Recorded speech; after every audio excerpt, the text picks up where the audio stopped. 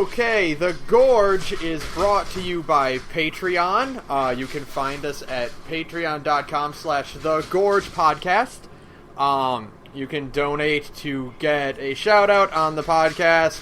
You can also donate $20 to get a cool t-shirt once every 6 months. Hell yeah. Hell yeah. So, and we appreciate... Yeah, designed by Sara right herself. now it's just our dope logo, but eventually something else will come along. So yeah, what are we talking about today? Today we're talking about Persona 5. You mean again? Woo! And that's why... Yeah, that's why I'm here. Yeah, Saturn is also here with us. I carry with me the curse of Persona 5. As long as my presence is known, it is inescapable. We actually didn't invite Saturn on at all. They just kind of manifested in the Gorge Discord and just kind of appeared to guest speak. Saturn heard that we were talking about Persona 5, and we didn't even set up another chat. This is just the private one-on-one chat in Discord, and Saturn is just amazing. here. It's like Bloody Mary. Saturn, you're not even at home right now. How are you doing this? You're not even online. Whose house are you in? Look, if I told you, I don't think the government would permit me to live. So I'm on a sacred mission. To talk as much shit about P5 as humanly possible, despite actually kind of liking it. Hell yeah, something my like kind that. of mission. So yeah, we're talking about Persona 5 Confidants. So like we did with Persona 4 last time, where we talked about the non-party member confidants, we're doing the same social links for 4. Fuck. We're talking about the non-party member confidants for 5, and I've been thinking about it ever since playing through it the second time, and I think, on the average scale, I think P5s are better than 4s. Yeah. I think for me, there's obviously, some are better, some are worse, or whatever, but I think... honestly, not even from a writing perspective or a theme perspective, one of the things I like about P5 is that obviously it's a story about, being a sort of outcast from society, and, every social link kind of ties into that in different ways. It's cool. But what I like most about it is that the game's actually better about giving you a reason to engage with more of the social links. So, it gets points for I'll give it points for that, but I don't know if I particularly... I knew this podcast was coming.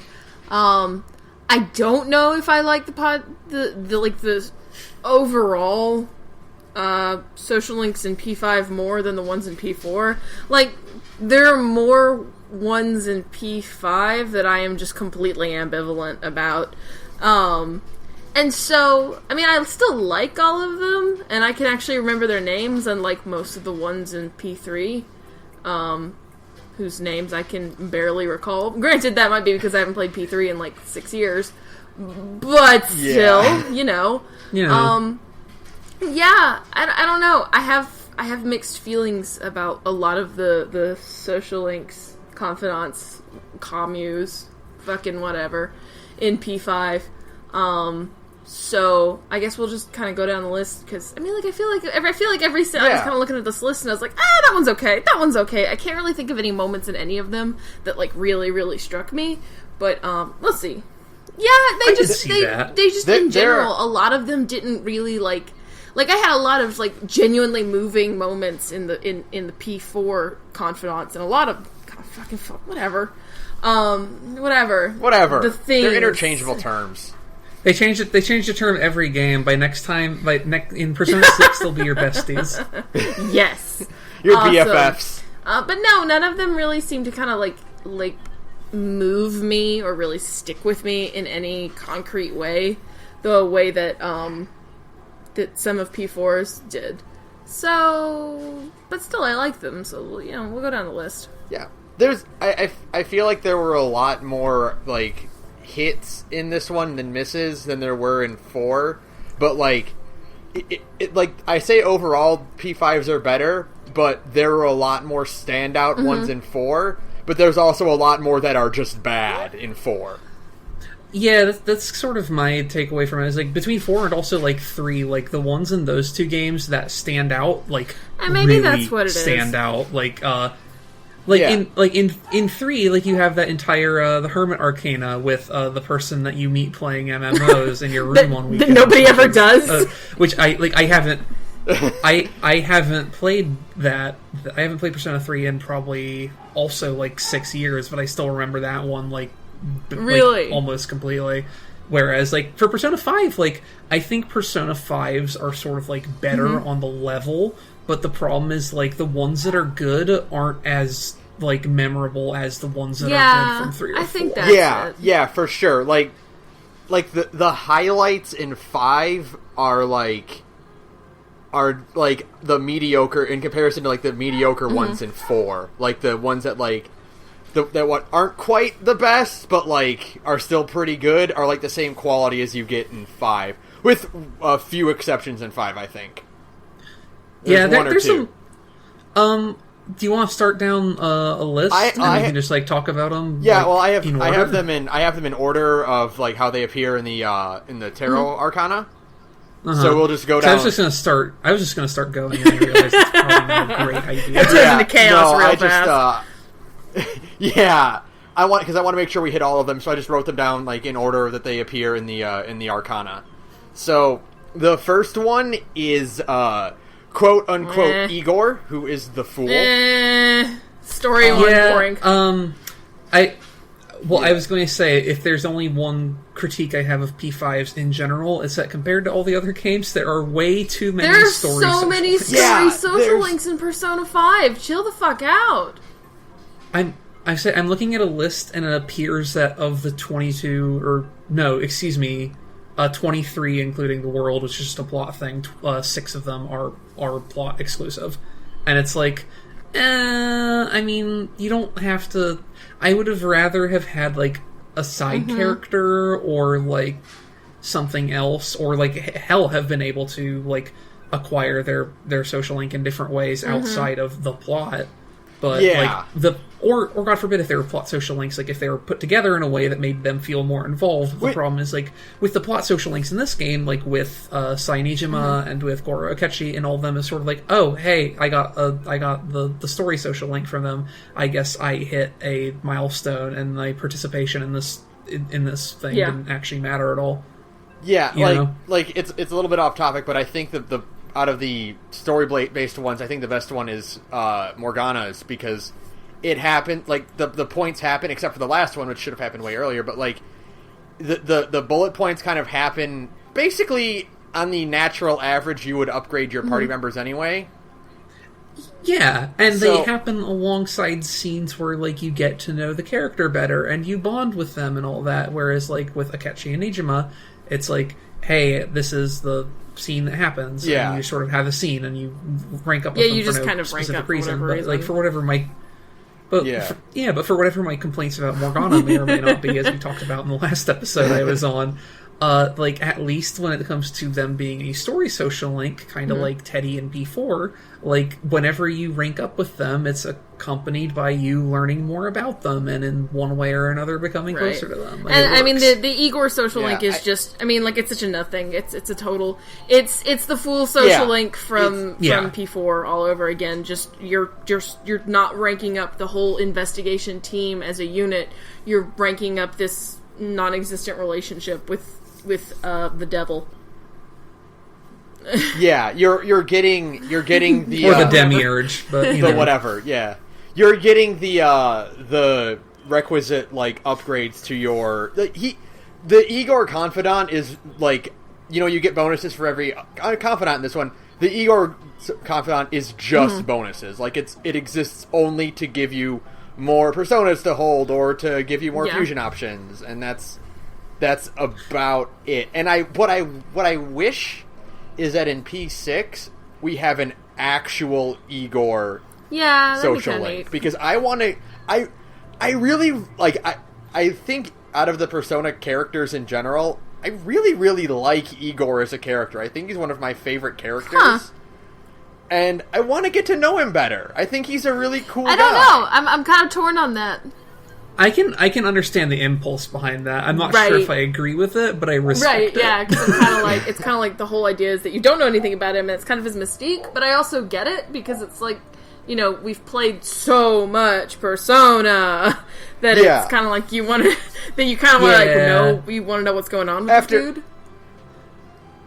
If you're going to stick with that same kind of game formula for 3-4 games or whatever, like, at some point you're like, man, I know he's supposed to be this mysterious, like, pseudo-god from outside of our natural order, but also, like, what kind of flavors of soda does he like? Yeah, you hung out with him so much. Because, like, well, you've got, like... Do you think he's on Netflix watching Orange is the New Black running out around? Like... we had Elizabeth in 3 and we had Marie in 4 the Golden, where it's like you take the attendant outside of the Velvet Room and you hang out with them and get to know them. I want to do the same thing with Igor. I think that would be kind of fun. I could feel that. Yeah. I don't know if I'll ever do it, but I wouldn't balk at it. But, I mean, otherwise...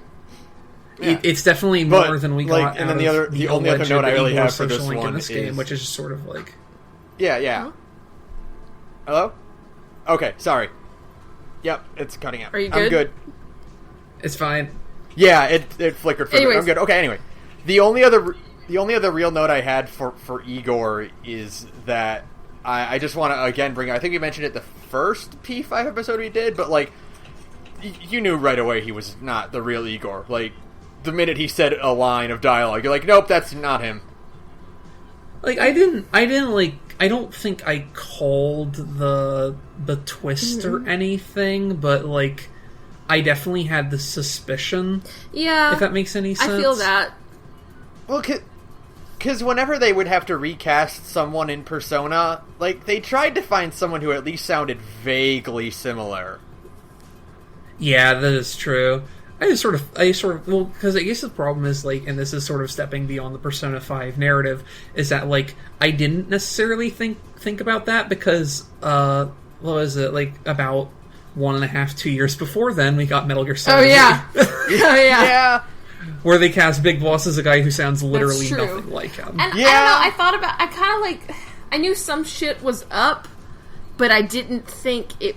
I don't know. Like, I knew some shit was up, but I didn't think it wasn't Igor. At first, I thought, like, it's like some possession thing or something weird like that. But no, it was just straight up just like a fake, like a fake Igor.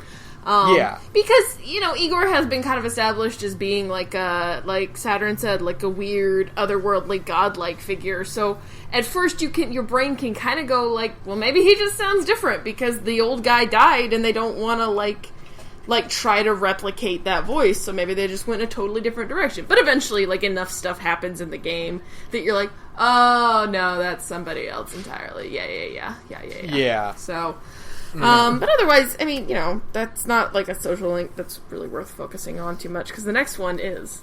Yeah. Well, I just have one more question for you guys. Mm-hmm. How goes the rehabilitation?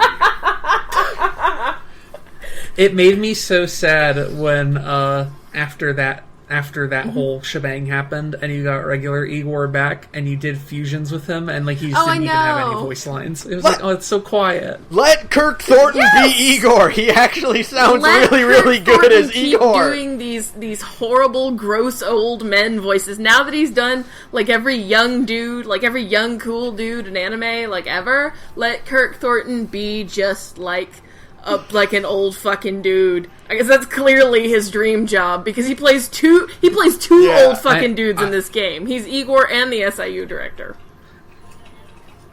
I'm sure they will get him back to do Igor in 20 years. Like they've run out of like chances to cut Igor out of the games. Like in Q, it was like, oh, Igor is missing. In the fighting games and in Dancing All Night, it's, well, they don't go to the Velvet Room in those games. Like, in 5, he's been replaced by an imposter. Like, they've run out of excuses. Japan now has to recast Igor. Yeah, it's like, it's not like they couldn't, because like clearly like they got rid of Philemon, like they can take out whatever situations they want, but it's just like, I feel like at this point Igor is one of those characters that's so ingrained to the series, to the sub-series identity, that they're just not going to do anything with him. Like, I don't think we have to worry about Igor getting replaced by the new Igor, who has a different exaggerated body part and another different kind of weird voice. Giant you know? ears. Like, we're not going to go to the Suede room. No, giant ears. No, I mean, they need to replace... They need to replace his voice actor. Like, they can't... Like, I understand Japan has, like, a tribute thing to, they retire characters after the voice actor passes, but, like, get him a new one. Yeah, we'll see. I guess we'll see how that shakes out. Yeah. Like, in the 20 years between now and Persona 6, so... Yeah. Yeah. All right. Well, so, anyway. Yeah, that's it. So the next one we jump all the way to the Hierophant with Sojiro Sakura. Woo! I'm looking at the list here, and it says the date unlocked is 420, and so nice. Hey! Blaze it. It is basically Dojima 2.0. Yeah. He is very much the Dojima social. He's even the Hierophant. Yeah. Like, and I think that's Oh, sorry. Go ahead. It's I was gonna say they definitely gave him more of a heart, which I appreciate because I think like for as much as Dojima is understandable, I think he's somewhat lacking in empathy, which they clearly went back to try and change with him. The thing I don't like is that while it's not a plot social link, is that you just straight up cannot progress it past a certain point until you meet Futaba, and the game makes no indication. Yeah, so you're just like hanging out with him like 5 nights in a row, being like, "Why the fuck won't this level up?" And it just lets you. Yeah, if you're desperate and not keyed in, then you're just like waste a whole bunch of your time on him, and the game makes no effort to stop you from doing so. They should have been like, Sojiro is not answering my question. Like, maybe I'll check in on this once I get to know him better, or like once I learn more about him. It's like that kind of like indicates, you need to plot-wise uncover something before you can progress. With fucking Ryuji, they do that. They gray his social link out because he's got like a little investigative period in his social link where he's just not available because he's off doing like shit. Like, and they gray it out. Like, it shows like, hey, he's available, but you can't hang out with him because of like social link plot reasons. Like, why didn't they just... Yeah, why couldn't you just do that with Sojiro? I mean, that it's such like a weird decision because it's obviously that they thought of that and then they were like, "Oh no, never mind." You know. I'm willing to chalk it up to, I think, a thing that we discussed about on the last episode I was on, which is like there's a part of this game that feels like it wasn't in the shape it was in until very late in development. And they just never had the time to like go back and do a consistency pass. That's going to get brought up next week, so don't you worry. Because I have a lot of opinions about that, but that's a completely different thing. I think Sojiro is one of like the standout. Well, we were talking about like standout confidants earlier, like a few minutes ago. I think Sojiro's is one of them because I think the emotional high points of his social link are some of the more resonant ones. Like the bits... I mean, I like that Sojiro is a crier. Like, he's a happy crier, and it's a great personality trait. And so when a good thing happens and he happy cries, because he's such a hard ass sometimes, you kind of... It is a moment you think about. You know, it's when he's so happy that, Futaba called him dad, that he cries. Yeah. And it's like a moment that actually sticks with you. And a lot of Persona 5 social links don't have that moment that like kind of sticks with you emotionally, which is why Sojiro's to me feels like such a standout. In generally they're all good, but they're never really elevated in the way that Sojiro is. Sojiro is a character. Sojiro is a character who, even outside of his social link, feels like he has like things that he likes and dislikes and ambitions and hang-ups. He feels like an actual person like that you could know. And it's like. Yeah, and it's one of those things like you were talking about with the crying thing. It's like, oh, it's such a far cry from the kind of like weirdly hyper machismo guy that I met when I moved into town who says he doesn't usually let dudes ride in his car, Yeah. So like he gets like so much character development both inside and outside of his social link that it makes it way richer, I think. So I'm not sure if it's a fair comparison to the other characters, but what's great about Sojiro's development is that either if you don't do it, you're just doing like plot-wise, or you do his confidant and the plot-wise, his confidant really augments his character development with Akira. Yeah. Like, it's because again, the natural pace that a player would probably develop this confidant, you're matching the pace that his relationship, his natural, like, plot relationship develops with Akira. So, like, he starts softening up, and, like, you have more, you can hang out with him more, and that just, like, it doesn't, like, it augments it. Like, it just makes it stronger to see that development. Yeah, and it makes him into, like, a real, like, person. Because by the end of it, Sojiro feels like one of, even more so than some cast members, Haru, I love Haru, but really it's a huge problem for this game, okay? I love Haru, but we talked about that too much already. Yeah. By the end of the game, Sojiro feels, like, incredibly fleshed out by having, like, a damn good social link and a really good external plot line as well of this kind of, like, this is a thing we've discussed a lot, just me and Ben just in person, or, you know, just in normal chat. I love Sojiro's role in the game as this kind of helpless adult that the game does a really good job with it, where he understands once the reveal happens, he understands that he's completely helpless to stop these kids from doing this thing. Like, they are doing the right thing, and it's a dangerous right thing, and he can't stop them, and so that kind of, it's a really human response of being really angry and really frustrated, but also wanting to be very supportive, is what makes him so good. And also, like, you get the sense, too, that it's not just him being helpless either. It's also, like, to an extent, like, he's clearly outraged about it, but then, like, he considers his bond with both Akira and Futaba, and by association are so Phantom Thieves, and he realizes that he trusts them do the right thing. To do what they think is the right thing. And so he doesn't bother to try to stop them because he thinks there's no point to. And, I mean, that's great. That's really good writing. Yeah. Like, it's excellent character writing. And it meshes really well into this sort of, like, sense of progression you get with your social link with him, whether you do it or not, of, like, this sense that as you get closer to him, like, you take this this temporary position as family that almost pegs you as, like, the older brother that, like, is suddenly revealed and has been there the entire time. Yeah. At the same time. And it's like, it makes more sense because there's a degree to which, like, at the beginning of the game he sees you like this weird freeloader, but then, like, there's a part, like, by the time you get to the end of his social link and to the end of the game, it's like, you are family at this point. And, the progression is just, it's super good because it all goes hand in hand, and with the plot of the game and the plot of the social link. It's just great. I mean, it is truly great. It is one of the better social links in the franchise, honestly. And I also think it's also helped because it also, like Dojima's, it also ties heavily into Futaba's social link the way that Dojima's does with Nanako. Yeah. And so that you're developing kind of both characters at the same time in different ways. And I wish the game did more of it. It's such a shame. It is such a wasted opportunity. You know? Like, yeah. They're not, you know, there should be more overlap like that. And I have a couple other social links on this list here that I'm like, there should be more overlap with these characters and this character. But what I love about Sojiro's and his, how it develops his relationship with Futaba is that, like,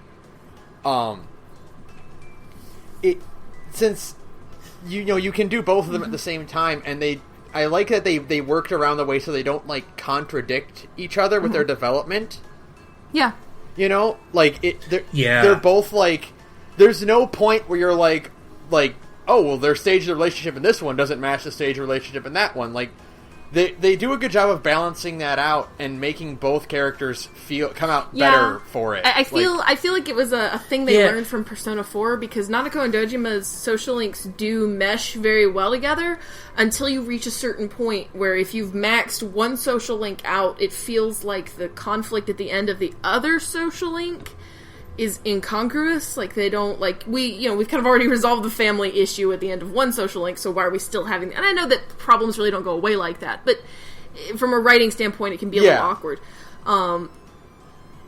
Yeah, and like, I was going to say, too, like, obviously we're not going to be able to get a chance to, because we're just doing the NPC social links in this one, but like, this is a really good example of, like, hey, this is managing plot pacing and Futaba's social link pacing and Soda's plot pacing and making sure, like, they're all, like, play well together, so even if you're moving at different speeds, nothing feels contradictory. And this is, like, sadly a really unique situation for this game, because there's so many other social links that feel like they're just completely divorced from the story. Do you mean On? Are we talking about On? Because we're talking... I'm talking about, like... God, probably... Most of the actual main cast members, absolutely. Like, especially on... Haru, like, even though hers is late and she doesn't get a whole lot to do in the main story, hers is actually alright, but, like, On's probably the worst, and Ryuji and Yusuke aren't great either, even though I like them. But otherwise, I mean, like, And this is a problem that, like, they have with a lot, like, even Persona 4 had kind of the same problem where, like, the social links don't develop along with the plot, but it's really egregious in 5. And I've said this before, but Persona 4 doesn't have a plot. Like, what kind of helps Persona 4 is that it has a plot at the beginning of the game, and it has a plot at the end of the game, and all the stuff in the middle is just stuff to give you a reason to hang out and dungeon crawl. And because of that, a lot of the social linking stuff doesn't feel divorced from the actual plot of the game, because it's kind of like, I'm hanging out with my friends, why would I tell all of my friends about my personal hang-ups, you know? But because there's, like, a real plot kind of going on here in Persona 5, to not have that character development that happens in the actual social links get acknowledged at all in the main plot feels really weird. Yeah, I think I might have talked about this on the last episode I was on, but when I was doing my second playthrough of this game with my partner... Yes, you did tell us about this. We were going to go ahead and girlfriend up with Ann Takamaki, and, like, we maxed her social link by, like, the end of June or July, and then never hung out with her again until Christmas. Yeah. But we were still apparently dating the entire time. In any of the story sequences never acknowledges who you're dating or anything like that. And again, because this is a more plot-heavy game, you get these kind of weird situations where it's like, you're my boyfriend, but there's no extra scene where they're worried about the fact that you got the shit kicked out of you. You know, stuff like that. Yeah. Yeah, it's really strange. It's some poor decision making, and like you said, it's probably the fact that this game existed in its current form, like, very, very recently. Yeah. Yeah, I mean, I'm not saying that based on, like, any factual knowledge, but it's very much the impression I get. Too, yeah. But, we got off topic again. All right. No, but, that's fine. One final point about Sojiro's, because I really, really like this part of it. This game does a lot of it where they, like, or not a lot, but a few enough times that it catches me by surprise, where they have, like, the bit where Futaba's uncle tries to take custody back by accusing Sojiro of abuse, and you have the investigators actually come to the cafe, and I was shocked at how reasonable they were. Where they're just like, there's clearly no abuse going on here. What the hell? Yeah, I was very clearly expecting, like, another, like, conflict with another sort of quote-unquote villain character or an enemy, you know, of that regard. And no, they sat down, they had a conversation with the three of you, and they're like, yeah, well, this is bunk. There's no way this is true. Because all of the other adults in this game thank you have for been your time. so comically, just incredibly horrible, that it's like, oh my god, reasonable people. Oh, sweet Jesus, thank you. Yeah. You know, the same thing with what's his name in Haru's? Her fiance? The CEO, no, not his her fiance. The Takakura. Yeah. Who, at the end of his, like, he was revealed that, no, he really is looking out for her, and he just misunderstood what she wanted, and he will happily, you know, deal with the problem. Which is nice. The problem of a horrible, so it's like, yeah. They don't refer to him as a person, he's just the problem. It's just a problem. A horrible problem that needed to be hit with a bus. Yeah. So, but so it was just nice to, like, have that, like, moment of, reasonable people do exist in this world. Something worked out for us. Something nice will happen. All right. But yeah, so otherwise he's one of the best. And now we'll go to one who, again, you you most likely just do this one to get the bonuses. And that is Chihaya Mifune. What a big yawn. I think we're. Oh no, that's right. He's technically a party member. Never mind. I think we're skipping Akechi. He's technically. No, they yeah. Although bonus, I will. We did him last episode. This, just as like an aside. So for some reason, it was like I think it was like Famitsu or the Persona magazine in Japan. I can't remember which one. Akechi wasn't ranked as like a Phantom Thief, but he was ranked as the most popular social link in the game. So like, hey, yeah. Where's Arena? So I know that he's not dead. Yay. Thanks, guys. I'm really waiting for it. They're gonna bring him back from the dead. Yeah. All right, but yeah, Chihaya, she's like a total nothing. Dancing. I have like almost no opinion on her whatsoever. I mean, like I said, you do hers for the bonus because her rank 10 is awesome. Yeah, hers is super broken. Yeah. Her rank 10 is, as far as I remember, essential to actually finish all the social links in a single run through. Yeah, because I'm going to hang out with Yusuke today. Oh, he won't rank up? Well, I'm going to take a quick trip downtown, and then he will rank up. Yeah, it's pretty crazy. I'm going to pay this mysterious lady that my friend doesn't know $50 so my friend likes me more. She says, I mean, like, imagine that conversation where you're, like, on the train with Yusuke, and you just look him in the eyes and say, a crazy woman in Shinjuku says you're gonna love me more today by the end of this, and he's just like, okay, because it's Yusuke. It's like, oh yeah, I ran into her, she gave me like $50. Cool, I'm in a great mood now. I love you a little bit more today, Akira. Yeah. Since we don't have a whole lot to say about her, I guess the thing that I want to, like, address here is that, like, hers is a social link where, like, I liked the premise of it. Like, oh, here's this person who moved to the city from the sticks and basically got taken advantage of and roped into, like, this kind of horrible situation beyond their immediate understanding.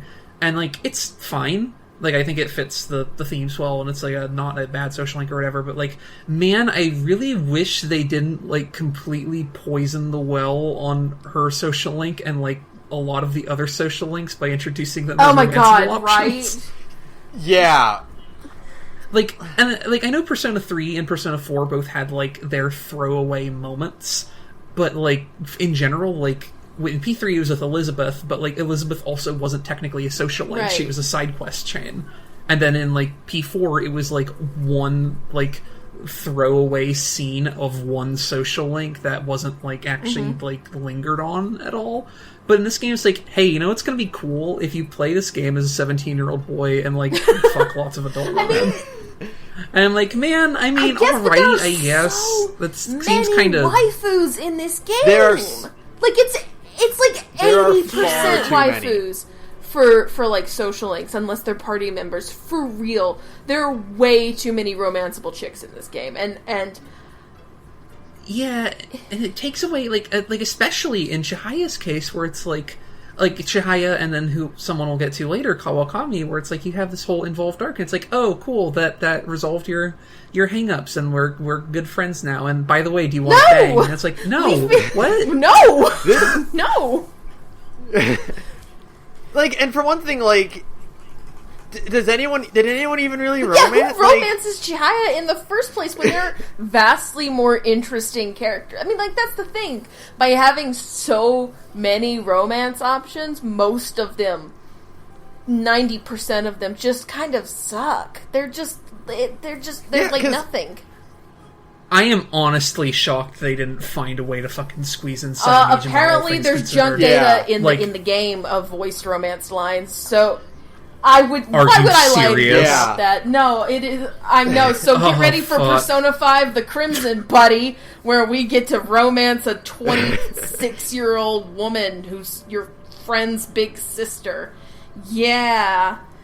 Yeah, like it's just like one of those things. Like, I don't try to, like, police what people put in their fiction, because, like, you know, it's fine, it's fiction. Some people will like that, and that's cool. But for me, it's just like, man, I'm like 22, right? Like, I'm the baby here, and, like, if I wasn't in, like, a loving relationship currently, and I wasn't, like, if I was, like, in a situation where I was like, oh, I'm gonna, like, keep my eyes peeled for someone to, like, occupy that space in my life, I would not be prowling on high schoolers. 17-year-old boy, my goodness. No! This is clearly like a culture thing, but it's like, I just can't comprehend it. It is so... It's just... Well, the fucked thing is, too, is that this wouldn't be in the game if... Like, there wouldn't be this if there was, like, actual, like, able to choose the sex of your protagonist, because a fun statistic is that, in these situations, in these, young person and adult situations, as we'll call them, Better for term. lack of a less vague term... Like, generally speaking, the ones with older men and younger women are persecuted way more harshly than the inverse. Yep. And so this isn't even, like, a commentary at this point. Like, this is just an unfortunate reflection on what I have to assume are, like, some... I feel I wouldn't call them mainstream values, but I would call them, like, subconscious values, perhaps, of, like, certain kinds of people. Like, if they ever made, like, P5 Portable on the Switch, and they did make a female protagonist, like, you wouldn't date EY. There's no way they would make EY romanceable. Let's be totally real here. Yeah. That's really all you need to say, is that you wouldn't get to date EY. Yeah. And... Oh, and as I say, and the great part about that is that if you want to go to that comparison, EY is like the only person on that sort of route who would be even remotely comparable. Because otherwise, there's Toranosuke, the politician, and your surrogate dad. That's it. And that's all. Those are the only non-party member dude social links are. Aside from Mishima, but Mishima's not an adult man. He gets exempted from this discussion. Other fucking thing, and we'll get to him. We'll get to him. Yeah. But it's so egregious. And then just going like the original point I had, where it's like who would even do it in the first, like what? I get, like, you want to have all things equal, but, like, why? You don't have to include a romance option for everyone, because, like, when you're developing this game, you have to be like, well, no one's going to go for this one. I don't know anybody who would go after Chihaya, because Chihaya is boring. Nothing in her social link leads to, like, a romance thing. Like, with your party members, you can see it. Around each other all the time. You know, you hang out all the time, and, like, there's a natural development with that. But, like, a lot of these other non-party member characters, is like, the romance part just is like, oh, and here is your option. Now you have progressed in this relationship enough. You may now stick your dick in them if you want. It's a very, like, obviously this is, like, not really shouldn't be a shocking comparison. It's a very VN way of thinking about things, I think, for Persona 5. We're sort of like, congratulations, you solved their personal trauma, now you can fuck them if you want. It's like, now hold on. You solved their trauma puzzle. You solved their trauma puzzle, now you can solve their bedroom puzzle. Let's go. It is. That's exactly what it's just Persona. I mean, like, all Persona games are basically visual novels with fucking dungeon crawler stapled onto them. But, like, this is the most visual novel-y of them all, you know? Where it's just a bunch of chicks you can fuck. It's and maybe really that's weird. what colors my opinions of Persona 5's confidants so poorly, is that... I think that's probably part of it, is that it's just a bunch of fucking waifus, and not as many terribly compelling characters. Because, again, my opinion of Chihaya is just kind of like, She is there. Yeah, I'm like... Now that I have her rank 10 in subsequent playthroughs, I'm not going to do it, because I already have it unlocked, so there's no reason for me to do it again. I don't really care about her story that much to do it again. Yeah, it's like I said, because I guess we've been on here for a while, but, like, it's okay. Her story's fine. It's nothing special, but, like, it doesn't connect to anyone else's, and, like, it's just sort of, like, there, and, like, Chihaya as a character is sort of put... Like, it's not like someone, like, we'll get to, like, Teitakemi, where, like, Teitakemi's a social link, but she is also, like, injected forcefully into the story at one point or another. Yeah. But, like, Chihaya is, like, completely divorced from the context of the rest of the game, and it makes, like, very little sense that she's there and important. I will say there is one thing I just kind of thought of that I'm like, I would like... Again, like the way I mentioned with Igor, I would like to see the actual Igor confidant at some point, but, like... I will say that the idea of her fortune-telling being a real, actual thing that she can do is interesting, because I like the idea of external magic existing in this world outside of Persona abilities. I mean, supernatural things is cool, but, it's... Yeah, but, like, that's if they like what I'm saying is if they make another character who is also magic in another game, that'd be cool. Yeah, I don't know. It's just like her. It's unfortunate because like as far as I remember, every other Fortune social link so far has been pretty good. Like in Persona 4, it was fucking Naoto's Arcana. No. Like, damn, that one's great. But like Chihaya is like probably like even compared to the plot social links and even compared to like some of the less substantial ones, like Chihaya is somehow like has the least impact even compared to ones that are like completely automatic. Don't worry, I have, again, we'll get to her in a minute, but there is one who is so much more, oh my god. Oh yeah. Oh, there is the worst, inarguably the worst confidant coming up. It is not Chihaya. She's close, but for now, nope. it's... Yeah, we gotta move on to the next one is Caroline and Justine, I believe. Yep, the strength, which I think was done well. It was a cool story, and like it was a lot like Margaret's, where you have to do the fusions to get it, but like I think it was a lot more compelling than Margaret's, which Margaret's has just impressed me. And Caroline and Justine actually have like a little backstory thing to theirs. Yeah, well, and plus, like, theirs actually factors into the main plot, and instead of being a plot social link, it's like a plot adjacent social link. Which is nice. It kind of helps allude to the Lavenza twist in a really good... Because, like, if you don't do the Caroline and Justine social link, the Lavenza twist is still kind of hinted at in a few ways, but and so, like, it's still, like, the Lavenza twist still works. But if you do the strength... you get a lot more context about it, and you kind of understand that, like, by reuniting the twins, you are kind of creating a more full person. It's kind of like you get the sense that their being separate is a weight on their soul. You know, like you're not killing two people. You're reuniting one person. You know what I mean? And like it's not obvious on a first playthrough, but what I like about it and its connection to the Lavenza twist is that like. The seed is put there once you finish it, that they're like, oh, hey, we have something we need to do, and it's like sort of the implicit, like, hey, we know that we're not two different people, and we're going to help you execute your rebellion when the time is right. And, like, it works really well, and it's like, obviously it's kind of like, it'll happen, that stuff happens, like, whether you do it or not, but it's still like, oh, it's cool, you retroactively justified this having a tie to the main plot. Their confidant is like if you took like a drama CD and put it in your game, like pretty external much like information. Yeah, like their like external like backstory like bonus content thing, like but they just made it a game mechanic instead because it's completely optional, but it does have like a significant sort of impact to to the final twist at the end, and it's completely like all it does is help. It doesn't hinder it in any way, and you still get a pretty shocking twist if you don't do it. But like, it's just cool to learn more about them. Yeah, and it actually makes you want to do those fucking fusions because some of them are really expensive. But it's like, oh, I kind of want to know what happens next, which is nice, And plus, like most of the fusions they have you make are generally pretty useful. Yeah. Like the last one they have you make for rank 10 is a very powerful persona with a very powerful so it's like ability. They're really helping you out too, which is great.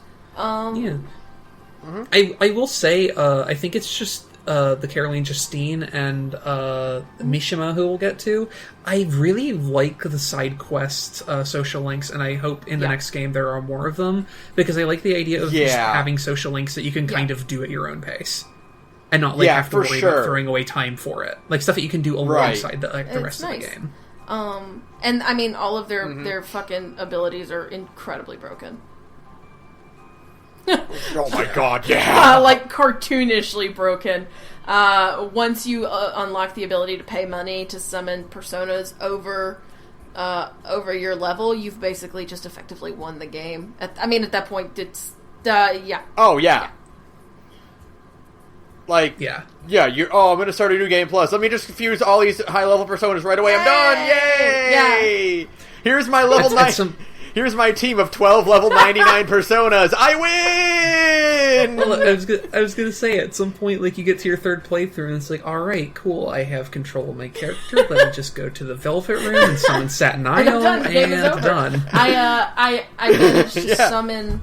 I was level, 60, and I just didn't spend money for just ever, and I managed to summon Yoshitsune very, very early on, and I was just done after that. Like, at that point, I was like, oh good, I have Yoshitsune. Game over, because Hasutobi is the most fucking absurd ability in the game, because most enemies are weak to, or not weak to, but they are susceptible to physical attacks. So at that point, it's like an instant boss kill button. It's great. I had a pretty similar experience where I, at some point, was able to make Sandalphon, who is level 90, and the one things I fused him with came with 2 Koga boosts, and then he also had Makogon. And so, I would just go into battle and use Makogon, and then everything would die, and I'd do that forever. It's so great! So yeah, thanks, twins. We're getting a little sidetracked, though. Thanks, twins. Yeah, sometimes it is fun to just play an RPG and be King Dick of Fuck You Mountain and just destroy everything. God. Look, sometimes you just have to cheat, and sometimes the game knows that. And it's like, hey, look, listen, I know you need to put cheat. my Here time you go. in with this fucking game, okay? I struggled in my first playthrough. I mean, struggled, because I did my fucking time. Yeah, you're right. I deserve to just stomp through my second, third, and every other playthrough after that. Well, Absolutely. Because once you beat a Persona game the first time, the only reason you go back to it is because you want to enjoy the story again. And you're not going to set it on easy. No.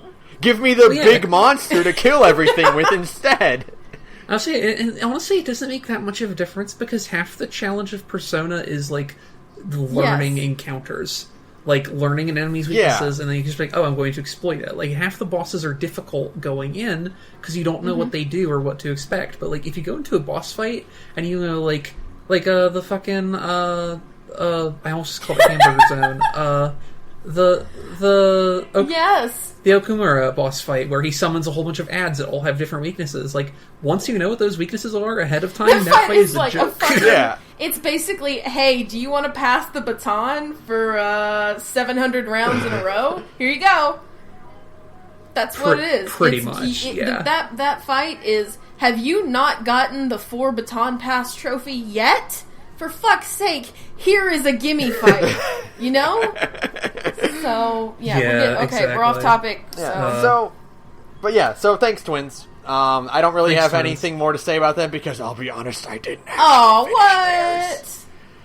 Fusion is hard. I'm gonna do it. I'm gonna do it next playthrough, but just look up a guide. Yeah. It's all pretty simple shit. Once I did 6 of them, and so I got I could just immediately rank up to 6 right away.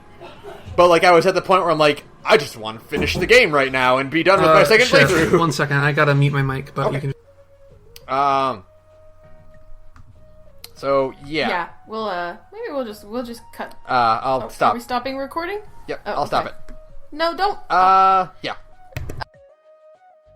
Okay, we're back. Hey. So no more getting off topic. Yep. So what's next? Well, we won't get off topic for this one, Sarah. It's Munehisa Iwai, the Hanged Man. Conversation I am not allowed to be a part of, because I will probably just say a bunch of lewd shit for 20 minutes. So I don't blame you. Goddamn, right? I know. I guess this is why you can, fuck all of these older women in this game, because a bunch of adults will be playing it, and I feel if Iwai was an option, I don't know if I would be able to have, that moral conversation with myself to not, you know? Uh-huh. I feel I would just make a poor life choice, and then I'd be really disappointed in myself, but I'd also be worth it. You know? That's fine.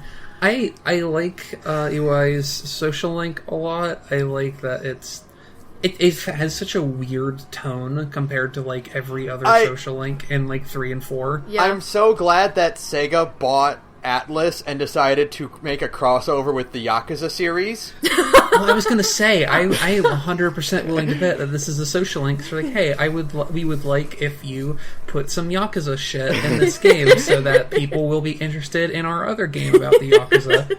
Because, like... Same thing with how, like, Makoto likes Yakuza movies. Yeah, well, she to go to Yakuza movies. Yeah, she straight up's like the movie Like a Dragon, which is the movie based on the Yakuza games.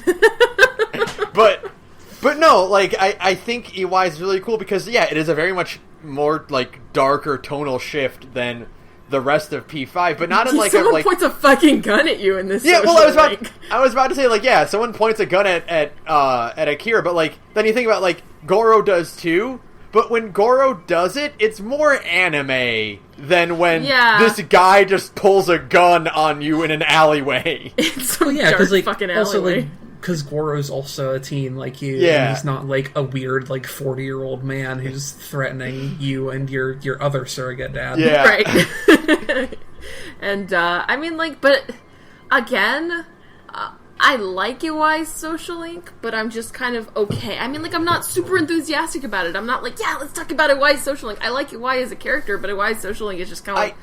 There is no, like, great emotional moment of EY's social link where I'm like, this was the moment that sold me on it, you know? Honestly, I would have actually liked way more focus on his dirty Yakuza background than on his kid. Yeah. Yeah, I think that's my problem with EY's social link, is that I like it a lot, but, like, Sojiro's social link does the same exact story, but better. Yeah. Yeah, exactly. Like, I like EY having a son, like, he kind of, like, you know, he adopted this kid and he's taken care of, and that's, like, his Yakuza retirement, but, like, I would have liked more focus on, hey, we need you back in the game. Yeah. And not so much, like, I need to patch up my relationship with my son, when it's, like, that's great and all, but there's a guy with a gun who wants to kill you. Let's talk about him instead. Yeah, it's just a way more interesting plot hook that wasn't explored enough. And so at the end of it, it just kind of, like, there's the stuff with the kid and the stuff with the Yakuza, and neither are really, they don't really sink their fingers into it enough. Like, it's kind of implied that Iwai still thinks of these people as family, but, like, it's just not covered enough. It could have been about, like, the weird familial connections you still have when you were part of the Yakuza, and the fact that you can't really get rid of those familial connections. But instead it's just kind of, like, nothing. Like, you know? It straddles the line. The one that stands out to me is there's the one where it's, like, Iwai takes you and his kid to the diner, and then he leaves, and it's like, he's late. And it's just you and his son talking. Yeah. And I'm like, I don't care. Like, you're not who the social link is about. Why am I talking to you? Right. Yeah.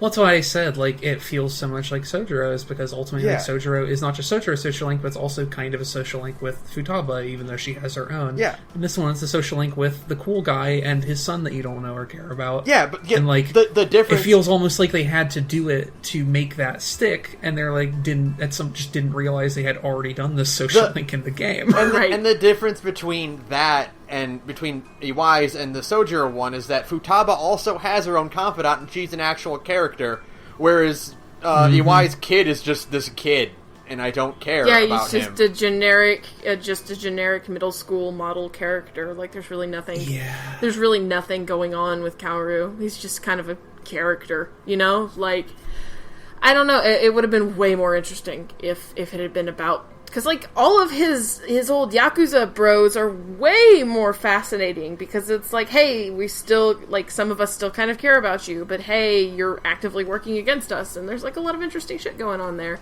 But instead, because Iwai is an older dude, I guess he's got to have a kid. Sure. Whatever. All of his social link skills are completely worthless. Yeah, I never bought any the gun customization. Mm-hmm. I literally only did gun customization. I did it on my second playthrough, literally because I just had that much money, and I'm like, fuck it. I'm just rolling. I think the problem is that, like, at the point in the game where you have enough money to afford that, like, the way more useful use of your money to upgrade your gear is to summon personas and then have them broken down into their unique weapon counterparts. Yep. So, like, yeah, sorry, why you're a cool character, but it could have done better, but you're super, super hot. He's so fucking cool! So fucking cool. I would have really preferred, because, like, when I first started playing this game, I thought he was doing some, like, vigilante justice shit, and I thought he was Batman, basically, and it would have been a way cooler plot hook to have, like, this older dude who's doing kind of what you're doing, but in a way, like, in a non-supernatural way, where he's, like, trying to do vigilante justice shit on the side. Like, that would have been way more compelling than, here's an old guy, he's got a son. Haven't we already done this plot twice before now? Yeah. It's unfortunate. There's a lot of potential there that didn't really get the attention I think it deserves. I will say what I think would have helped the social link a lot, aside from just rewrites, is that obviously this would have been difficult given the scheduling, but I think you could have made it work out, which is have some interlink of his social link with Makoto's. Yes, so that Kazushiro would actually be a character. Yeah, because I think that would be a fun character interaction between those two, and it would also, like, help you justify the importance of a social link more, aside from this is the guy I buy my fake guns from. Right. And I mean, just the idea of Makoto getting really excited about meeting an actual Yakuza guy sounds amazing, so why wouldn't... Yeah. And he's excited, and I'm just like, are you a cop? You seem like a cop. you seem kind of narky, kid. And she's just like, oh my god, I've seen all of those movies! And it would have been good, but, you know, whatever. Yeah. But otherwise, you know, next... now we get to the fun block of all the other adult women characters whose stories are ruined with the inclusion of sexuality. There's a chunk here, but some of them are good, some of them are really good, and some of them are bad. So the next one is... It's the waifu chunk! Pretty much. The next one is Tei Takemi Death, who is... I liked hers a lot. Tei's pretty good. I don't have any real opinions about the content of her social link, but, like, I think she is at least an example of, like, a side social link character who has, like, a reasonable integration into the main story that makes her kind of important to know. Yeah. When she comes by to check on Futaba, it's like, oh, hey, it's a person that I know who I have a social link with, and it makes sense that they're here, which I appreciate. That's cool. Yeah, one of the things, like, I do kind of wish for Persona 6 is that they would make at least meeting all of your social links mandatory, because that gives the writers the freedom to include them in the actual plot. Yeah. Because, like, part of the problem with, like, a lot of these characters is that, like, you don't necessarily have to meet them in canon, so they can't do anything in the story. Right, and if all of them, like, if every single social link was introduced in the plot and was, like, you automatically get, like, right. I know that there's kind of the fun in... I get it. I do, because, like, then everybody gets to be plot important, but there's also kind of the fun of going somewhere and be like, oh shit, there's a social link here, you know? But I think just for the sake of a more compelling story, I think you have the better idea. It gives you the opportunity to narrow a lot of the cast, too, because you can basically just have it be like, hey, every important character in the story is a social link. Right.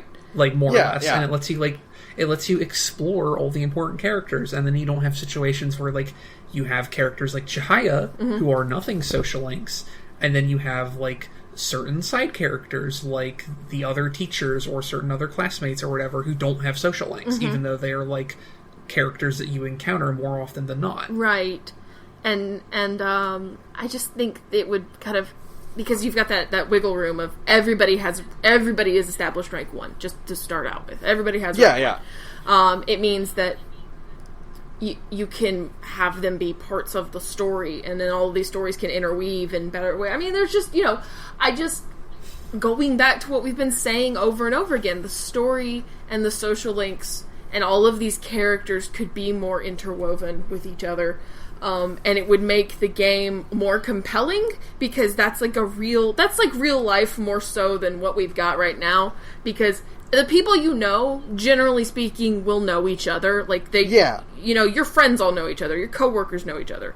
Your mom knows who your friends are. Maybe they don't interact that often, but, they all know about each other. So it's not like these little individual bubbles that you hop into. Instead, there's like a more organic interaction of this character talking to this character. They all know each other, and now you've got to navigate the relationship between these two characters while also still trying to navigate your individual relationships with them. And I think that's really compelling, and it's a thing that it's kind of a shame that Persona 5 doesn't do, because it's 2017. Yeah. The moments that they do it are always like the best, but there's so few of them. Like one of my favorite standout moments from the game is like when Ryuji calls you on what is actually apparently his birthday, and you go to hang out in Fish and you meet Kawakami there. Yeah, and it's a great little moment.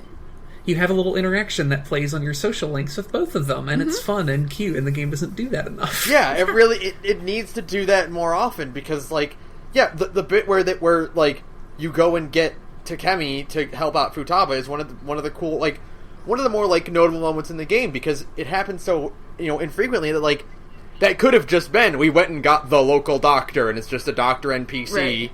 But no, they said like, oh my god, a local physician? Go get them quickly, and then it's Takemi. Yeah, and like that's like a cool little moment when Takemi walks in, and you're like, oh shit, these,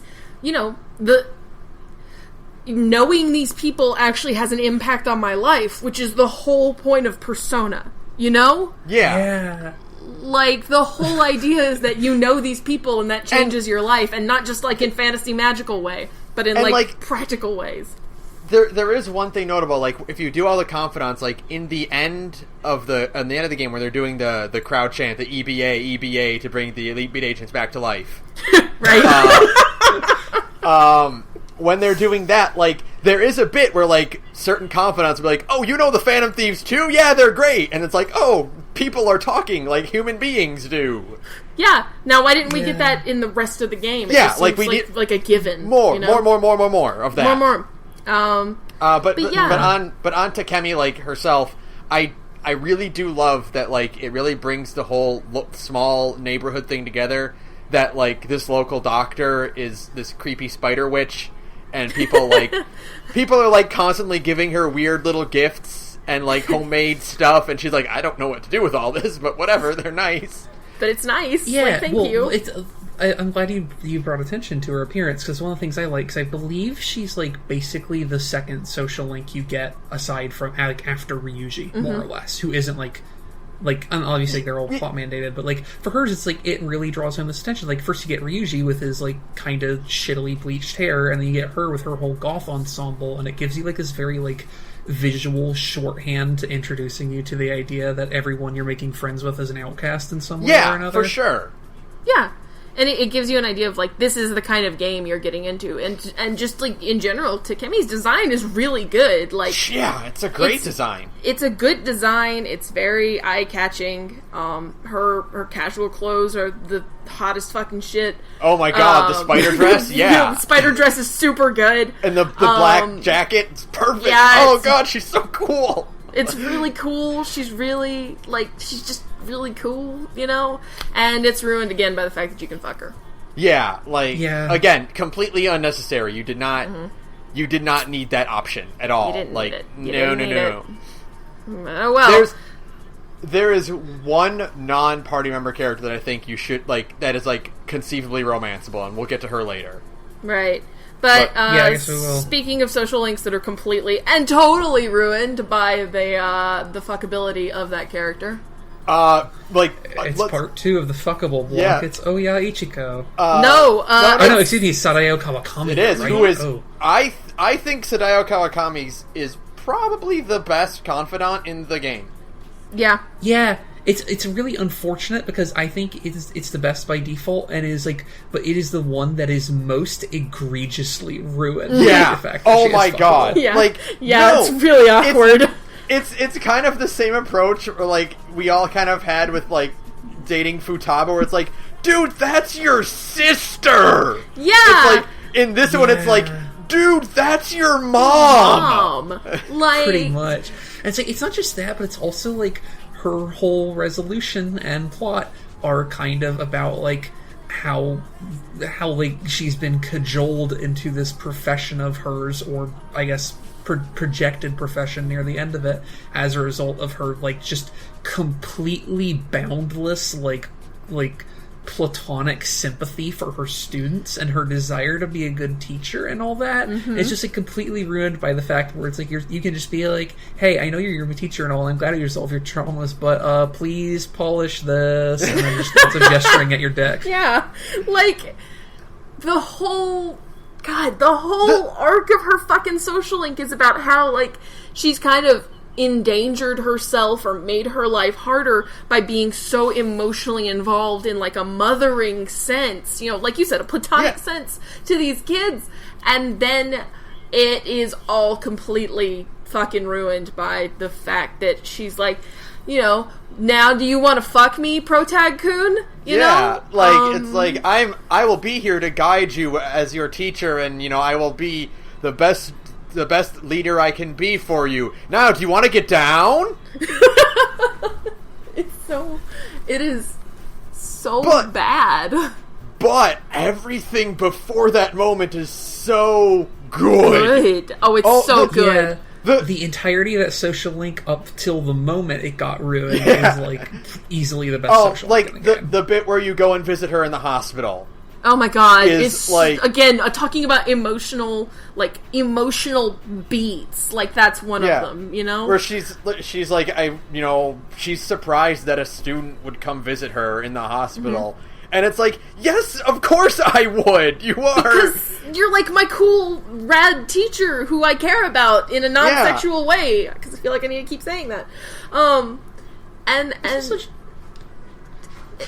Sorry, continue. I'm like floundering. You go ahead, because I'm just like, it's so good. I was just say, hers is another one of those social links that you get as a part of the main storyline. Like, you're not, like, forced into it, but you're introduced to it, and it's like, one of the things I like about hers a lot, and that I would like if there was more of that in future Persona games, is that the concept, the sheer driving conceit of her social link is so patently ludicrous. Where it's like, you accidentally discover that she's, like, working in a maid cleaning service because your fucking knucklehead friends thought they were going to try and hire a prostitute. Like, it is the most fucking bizarre thing in the world, and it makes her, because, like, every time you hang out with her, like, it feels like just the result of this building comedy of errors, and, like, she's aware of it too. Like, gee, you're paying me $50 to come over, which is great, but, like, man, I can't believe this is where my life is right now. She's like, I come over once a week to clean my student's his attic room. This is where I am. But she doesn't fucking clean it either. I mean, like, I like the joke that Kawakami is really shitty at her job because she just doesn't fucking do it. She comes... Hey, you just pay her to come hang out. You pay her to come hang out, and literally at one point in your social, like, she just fucking sleeps on your bed. Like, she doesn't do anything. Out. She's just like, oh god, I'm so tired, and then just falls asleep on your bed. And you're like, can I have my $50 back? Like, please? I just want to imagine Akira's like, well, alright. Sure. I guess this is happening now. I guess. Can I have my $50 back?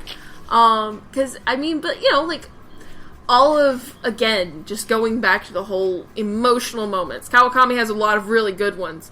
The bit in the hospital, the bit where she's like, yeah, I'm gonna turn my life around and I'm gonna tell these people to fuck off and it's gonna be great, and then they turn around and they basically threaten to ruin her life if she doesn't keep, you know, being beneath them. Yeah. And like that whole moment of just total helplessness in the face of this shit, you feel so angry for her sake. You know, like you really feel it in the moment. I was like, where is the physical assault button? Because I want to deck them. Right. Like Akira's like, I don't mind going back to prison. I'll go back to jail. Because, like, for real, it's just such a horrible moment. And I mean, it's one of those moments that I feel everybody can kind of relate to, where you're just trapped in your own helplessness and like, oh god, somebody please help me. And the payoff is really, really good. I honestly wish I could have made those people suffer more, but I do like the fact that they mentioned that they gave Kawakami all of her money back. So I want to believe after Persona 5 was over, she just went on fucking vacation to Hawaii for like a month. Well, not Hawaii. She can already go there for free. That's true, because they go to fucking school they'll just fucking send you to Hawaii. Sure. I will say before we continue on, I think part of what also I really enjoy about her social link is that I think compared to every other one in the game, it's the one where the theme of the social link, I think, matches up best with the benefit you get from advancing it. Yeah. Oh, yeah. Because so much of her social link is basically about her, like, busting her ass and giving up her time to other people for, like, whatever reason. And, like, her reward to you for helping you solve her trauma puzzle, basically, is that she's buying you more time. Yeah. Well, like, she's buying you time to do other things with your life and enjoy it instead of busting your ass. I have two things. I have 2 points about that. One is more serious in there, so I'll do the funny one first, is that, like, dude, her level 10 breaks the game over its knee. Yeah. Like... Yeah. Fuck! Oh, in combination with Chihaya, you have to be you literally have to be incompetent to not get every single social link. No offense, I know you just didn't want to do the strength. Yeah, I like the strength one is because I'm impatient. Like, it's not I didn't have the time. It's like I'll do it next time. Yeah. But I mean, like, otherwise you have to be, I mean, you literally would just have to be an idiot to not get every social link maxed now that you max Kawakami and Chihaya, you know? Yeah, on my second playthrough, like, I didn't, like, do everyone because I had spent a lot of days where I was just, like, doing grinding and dungeon for shit, but, like, even in spite of wasting a whole bunch of time, I think it was just, of the ones I missed, is, like, I never did Torinosuke's because I did it in the first playthrough, and I missed finishing Yusuke's by, like, 1 rank. Oh, God. But, like, that's considering I spent, like, half the game going into mementos and just, like, fucking grinding, putzing around. Right. Yeah. I finished my second playthrough of Persona 5. I did basically everything, which is why I don't feel any compulsion to replay it anytime soon. I got every Persona. I maxed every social link. I mean, I basically did everything you could, except for, like, a few very small things that I'm just never gonna fucking fool with. And I toward the end of the game, I had whole days, consecutive days, where I had nothing to do because all of my stats were maxed, all of my social links were maxed, everything was done, and I was just, like, twiddling my thumbs, like, now what do I do for, I guess I'm gonna go hang out in Mementos a lot, you know? I'll go see what the maid cafe actually is. It's nothing. Yeah. It turns out it's nothing. It just boosts your charm after you don't eat it. So. Yeah, but more like the other thing I want to talk about, like with Kawakami in general, is that I think a lot in the same way of Sojiro, like we talked about how he feels kind of helpless in the face of this.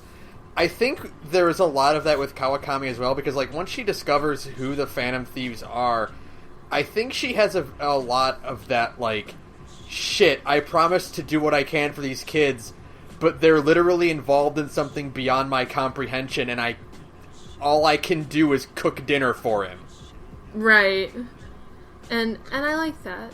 It's good writing. I like this idea of, you know, these kids have been so at the mercy of other adults that now it's kind of like wresting back control of your life, and damn the consequences. I think that's good writing. You can tell with her in the same way that you can with Sojiro, is that those were social links that were made very early on, and there was a lot of thought put into how they shaped out. And they are the definite best. They're the best ones. The standout. Yeah. Let's talk about the worst one now. Actually, no. Let's not talk about the worst one, because Ichiko Oya is fucking dull. How about we talk about how Lala should have been the devil instead? Yeah, Lala should have been the devil Arcana instead.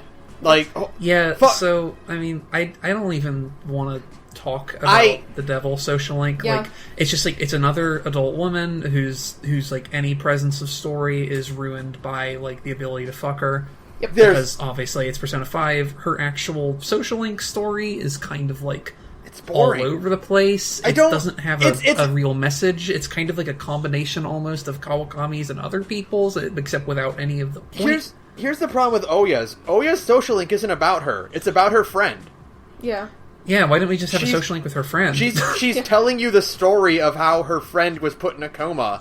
And it's like, oh, that's plot related. But, like, it's not about her.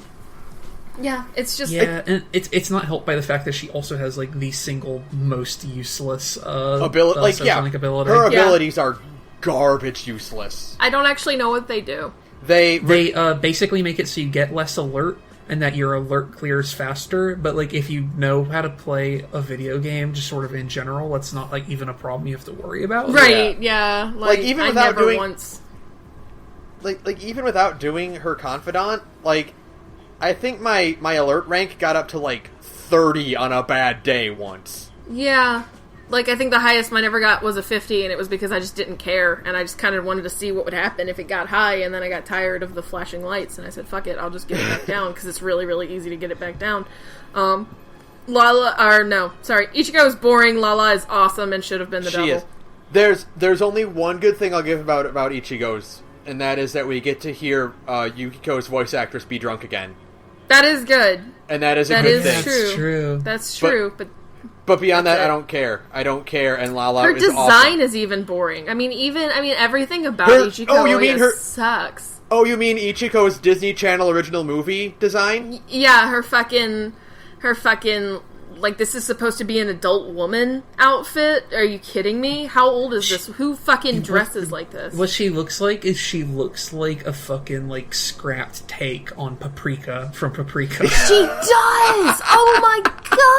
I didn't even think about that! You're so right. But, like, even her design is so, she looks like...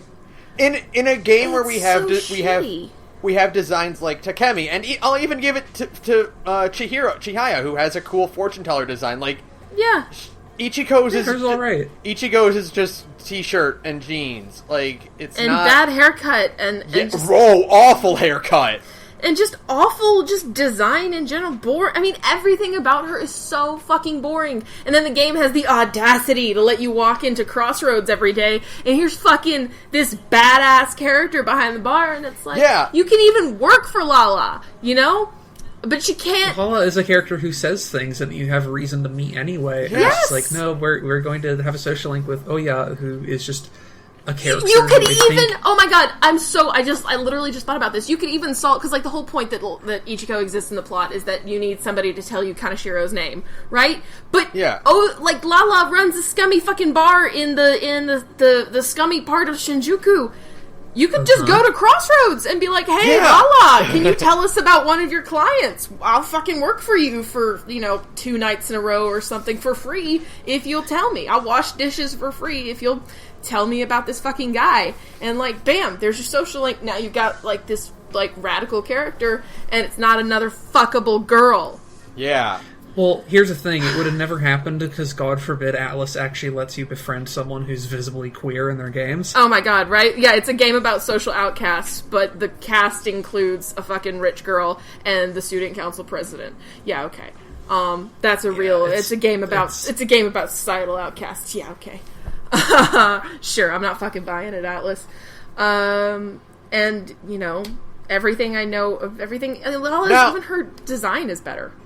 Now, to be fair, Lala's, like, the most popular person in Shinjuku, so it's like, she's not really a social outcast herself. Like, everyone knows Lala. She's still a visibly queer person in Japan. I know, I'm joking. I guess, but... I'm joking. I was gonna say, but it's also, like, damn, like, it's compared to Oya, who has a professional job, and I guess drinks, but that's not, like, weird. Not Lala, Oya's just boring, and... Boring. It's not... Yeah.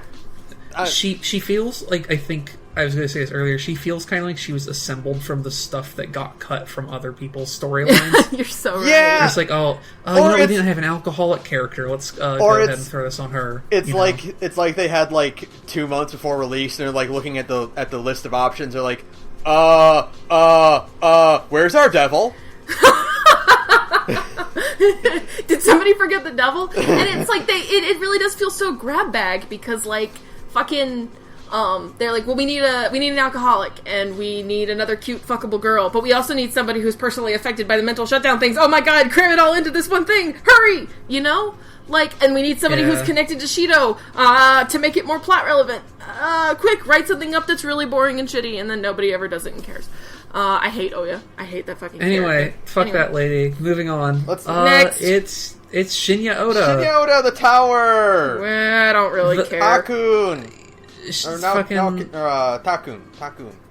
Shinya Oda's a whatever social link. I believe I mentioned that he's a tiny 8-year-old boy who's voiced by like a 90-year-old woman, which is still my favorite fucking detail. It's funny because like I mentioned last time, like Oda is just Takun from Fooly Cooly. Yep. But yeah, pretty much. I went and rewatched Fooly Cooly, and like his voice actor sounds way better then, and it's the same voice, just worse acted. It's so poorly acted. I swear to you, on a Bible, I don't remember anything about this social link except for the fact that it's basically the Tower Part 2 from Persona 4. It's literally the same fucking plot line as the Tower from Persona 4. Oh my god. Yeah. It's just this kid has kind of a shitty mom, and then you make his mom not shitty, and then he stops being a bully and is nice, and he beats a guy who cheats with video games, and that's his arc. Yeah, and so instead of cheating at tests, it's cheating at video games instead. I mean, that's it. But and one thing I did like about it is I did like, for once, we have Akira having a relationship with someone who is actually younger than him. Yeah. As opposed by to like a substantial amount, at least. Yeah, as opposed to like, the same age or older. Younger than him, and like, blah, blah, blah, you know, we finally get to see him be like more of a big brother to someone, and I liked that because like Akira being a sarcastic little cool guy shit, he has a lot of good lines in response to Oda's like being a brat. Yeah. You can actually call him out on being a brat and stuff. But I mean, like, again, I literally hated the voice acting in this social link so much that I fast-forwarded through most of it. Because I just didn't I just didn't want to hear this kid speak. I was like... I think it's probably more of a problem with a lack of voice direction. Oh, it's for sure. Bad actors, but for sure. It's still just like, God, they did that one so bad. Mm-hmm. Yeah, because like I said, go watch Fooly Cooly again, and she sounds great there. Like, she's amazing in that. But in here, it's garbage. But, you know, Oda is saved because, fuck, his abilities are so good. Well, you get obviously they're kind of like, it depends on your playstyle a bit, but also like I happen to appreciate them a lot. They're very fun, and they like make things. They're really good because Shinya Oda's like a fairly late game social link. Yeah, like, you don't get him until like September at the earliest. But like the abilities you get from his like social link just completely shake up the pace of combat. And like help make it interesting for like the last half of the game. When you get the gun assault one where you can open the battle by mashing the X button. That's so good. I'm so grateful for it because it just again like Saturn said, it kind of shakes up the pace of combat a little bit, which is nice. And then you can you also get the ability to consume like a handful of bullets to instantly down an enemy. And Akira does the cool fucking flip. The John Woo flip? Yeah, all it needs is a slow motion and some doves and we'd be set. So I'm grateful Oda exists because he gave me that gif. And it looks really cool. It does look very cool. And like the ability to, you know, even just expand your clip is nice. Yeah. You know, but I mean otherwise the social link itself is just it's just the tower from Persona 4. Yeah, he's very much another social link, kind of like Ichiko's, that feels like it was kind of shoved in late in development. So like, oh, well, we don't have anyone to fill this yet, and we should probably just inject something here. We need a kid character. Quick. Get a kid character.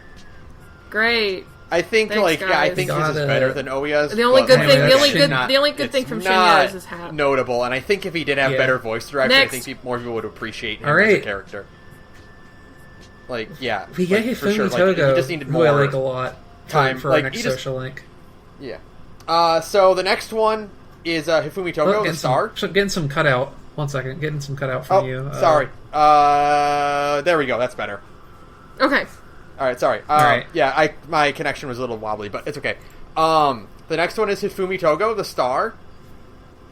As far as I know, Hifumi Togo was originally supposed to be part of the main cast. Yeah. And got pushed out because Makoto was too similar to her, which I understand. Yeah. But, I mean, she's cool. I like her. Yeah, I like Hifumi a lot. I think she is, like, I know you're alluding to it earlier, I think she's, like, probably the one non-party member romanceable that, like, makes sense. Yeah. Mm-hmm. Because you kind of have, like literally, like, your ability to interact with her at the beginning, like, your ability to start a social link with her is based on the fact that she thinks you're at least a little bit hot.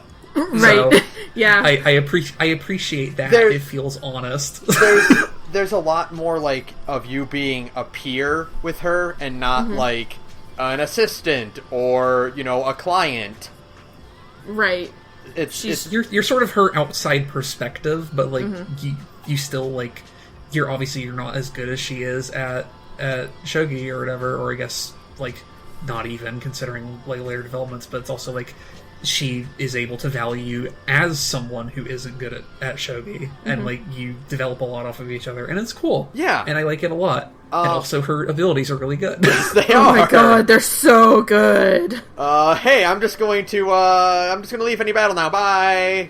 Bye. Oh, wait, you mean if I beat this battle in one round, I get double yen? Okay. Okay. Hey, so I know I normally have to only bring, like, 4 party members into a boss fight, but what if I just sort of, like, slowly brought in every single person that I had access to instead? What if I did the Final Fantasy X shuffle, where I just rotate everyone in at least once so they all get the experience?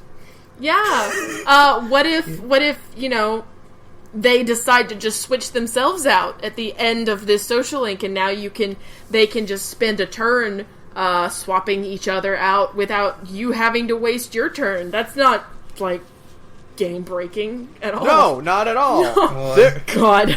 They're like, okay, so Chihaya and Kawakami break the game, like, in terms of social links. Hifumi breaks the game in terms of gameplay, where it's just like, yeah, here's all the limitations you had in 4, they're gone now, bye! Yeah, like, you're an unstoppable god now. Between the twins and Hifumi, you can't be beaten. Yeah, Hifumi is definitely a social link where, like, every time you advance her social link, the game difficulty just decreases a little. Yeah.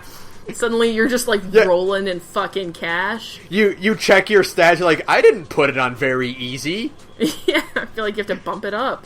But, like, her social link, again, I feel like I keep saying this. Her social link story is just kind of okay.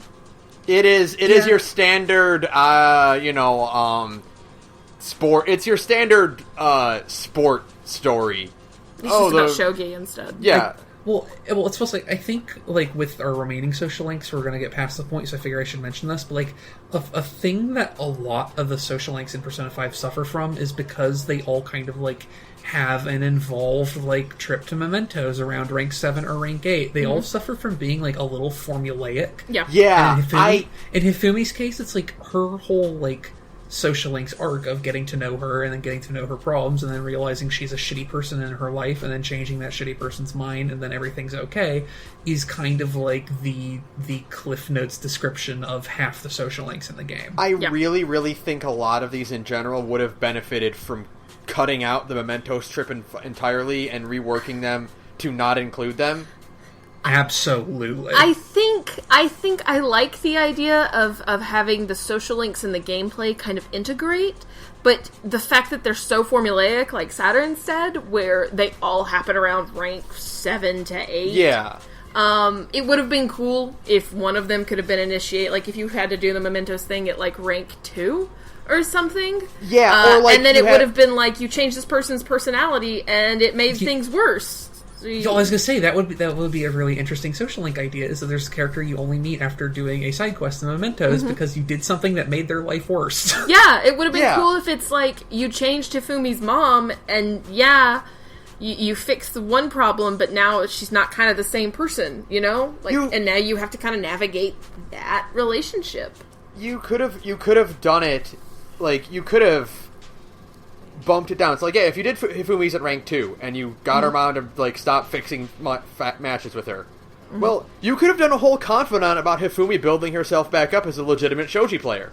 Yeah, like well, I was gonna say, like compared to the alternate take on that, which is like you start your social link with her because you fixed her mom, who was shitty for an unrelated reason, and she used to be this like shogi pro, and recently she's fallen into controversy and scandal because apparently all of her matches have been fixed, and she's dealing with like being a high schooler and having the like blows to her own social capital and self-esteem that come with something like that. Yeah, and it's like you like, never really interesting you never really got her I guess, her consent to change her mother, and it's like, hey, that would have been a really interesting story to explore, but no, instead it just kind of becomes really formulaic, and so, again, none of Hifumi's, like, moments in her social link really stand out to me. Like, they all kind of merge together in just one big thing, and I'm like, yeah, it's like a lot of these other ones, like Tay and like UI and all of them, where it's like cool character, but the actual like execution? The content you get of that cool character is like nothing. Yeah,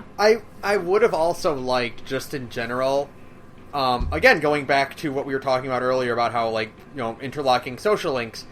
I really, really want her and Yusuke to be friends because they're so eccentric, and I wanted to see them bounce off each other.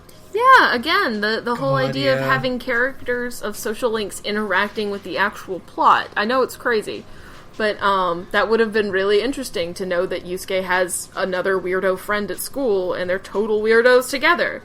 You know, then it's like, oh, these people have lives outside of me. Because right now it just kind of seems like their lives entirely revolve around protagonists. There's a part to which, like, obviously I'm kind of jumping the gun a little bit and getting here before we finish talking about the social links, but, like, there's a part to me which thinks that, like, a lot of this social link system would be better served in an RPG that is not linear, like Persona is. Yeah. Like, if you threw the system into something like a Harvest Moon. Yeah. You know? Yeah. But we don't have that, so there's no point in, like... Right, in dreaming, basically. Like, there was that bit, I like, one of the things that stands out in Hifumi's confidant to me is, if you have hers up to a certain rank and you go on the Hawaii trip, she is the only, like, non-party member, like character who will text you, because she's the only other student of the thing. She's like, I am going to America. If I don't die, I will let you know. And it's like, oh... and because Yusuke, you know, ends up in Hawaii as well, that means Hifumi is there too. So hey, maybe Hifumi can hang out with us too. Yeah, but that's another bag of worms altogether in the whole idea of people hanging out more as, like, friend groups in Persona 5. That I just think it was kind of lacking in. There's definitely a few strides towards making it seem like these characters interact more outside of you, but it still feels like a lot of them are kind of in their own little bubbles that only you can enter. Because, like, you know, occasionally in 4 you get things where it's like, I think it happens way more in 4, like, if you are, like, if, like, a friend texts you and it's like, hey, do you want to hang out today? You're like, oh, well, you're hanging out, and you ran into your other social link. That happens way more in 4 than it does in 5. It basically never happens in 5 except for, like, a few times. Yeah, in 5 it only happens on the specific instances where you're called to hang out, like, at night or something. Yeah. And then you, like, know, like, oh, this is going to be a weird situation, but whatever. But, anyways, so Hifumi is fine. She's game-breaking. She's a cool character, but meh. Anyway, it's time for the moon. The problem boy. Oh, boy. So the problematic, not favorite. So I am 89% sure we prevented a serial killer from happening in this social link, because, like, Mishima strikes me as that kid that you make friends with because you're afraid he's going to come shoot up the school. Mishima is the kind of person that in a different game would grow up to be Adachi. You're totally right, though. Mishima is basically like a proto-Adachi. What we did is we just prevented the P6 villain. Yeah, pretty much. Exactly. And I mean, like, because it's like, I brought a gun for the haters. You know? Yeah, there's a point in his confidant where you're like, hey, buddy, hey, pal, let's slow down and take a deep breath, okay, buddy? Yeah, let's de-escalate. Hey! Yeah, it's intense. Yeah, and, like, obviously it follows, like, kind of the same, like, pacing formula, but that it's like, I don't, like, care about Mishima much as a character. I think he's kind of boring, which is like the point, I guess. But it's also like his social link was interesting, at least because for a while there it looks like the social link is not going to resolve in someone getting better. It's going to result in you making someone's life worse. Yeah, and that's not how it shakes out, obviously. But, like, it's very interesting compared to, like, even a lot more of the better developed things in this, because it's not just like a steady hike towards making their life better. It's, hey, buddy, hey, pal, why are you developing a personality disorder over this website that you run for me? Yeah, it's just the general escalation of stuff where you kind of get the hint early on that, like, oh, Jesus, this, okay, so you're definitely going to develop a complex about this. All right, then. And I like that because Mishima is, advances entirely based on Memento's requests, you can be as much of a dick to Mishima as you want, and I always am. Yeah. Because I am just like, you give me the creeps, and my favorite character is an actual murderer in this game. But Mishima gives me more creeps than just about anybody. Yeah. Mishima's, like... what I love most about him, and I think it's the best, is that we were talking about how, like, everyone has to do a Mementos case. Mm-hmm. I love that Mishima, who gives you all the cases, doesn't get one. Yeah. And he kind of does, but not really. You just go in and you yell at him, and then you leave.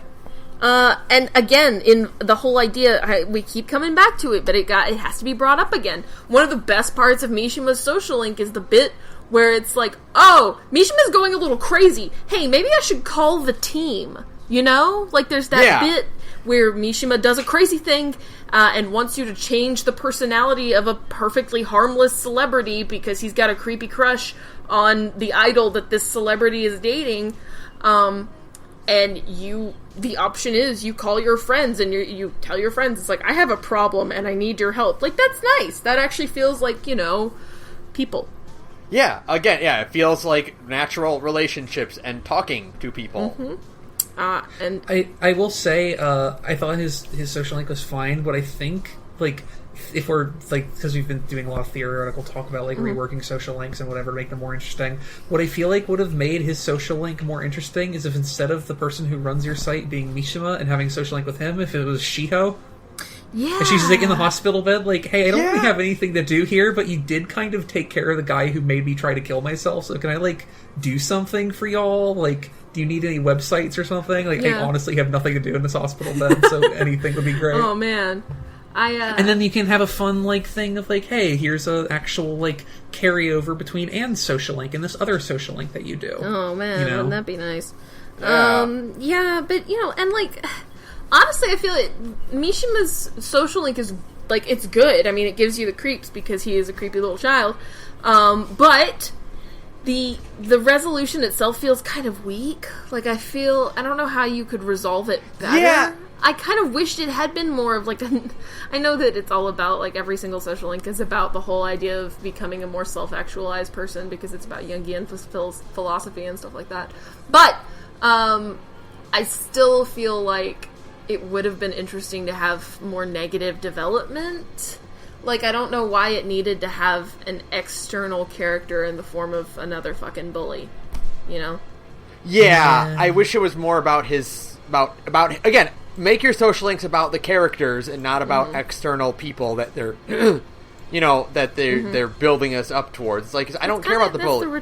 That is kind of the recurring theme we keep coming back to, isn't it? I was going to say, like, in sort of, like, hey, this shifting to, like, theoretical thing of, like, where this character is Shiho, like, you already have characters written into the game who bullied Shiho for rumors about her, and, like, you don't have to actually technically introduce anyone new. Yeah, exactly. And it feels like this game, like, for all the effort they've done to, like, consolidate social links more and make them a bit more consistent, there's also just a lot of points to say, hey, here's this character who we invented to make the social link have to give it a plot, but, like, we also have all these other faceless side characters who don't actually have anything to do. Yeah. It's kind of unfortunate. It's just weird. And I mean, like, that is kind of like a recurring theme we keep coming back to in this. I'm realizing now, we talk about it, a lot of these social links have secondary characters who, I mean, they kind of have to, because most of them are about changing somebody in Mementos. And they're all just kind of, like, unnecessary.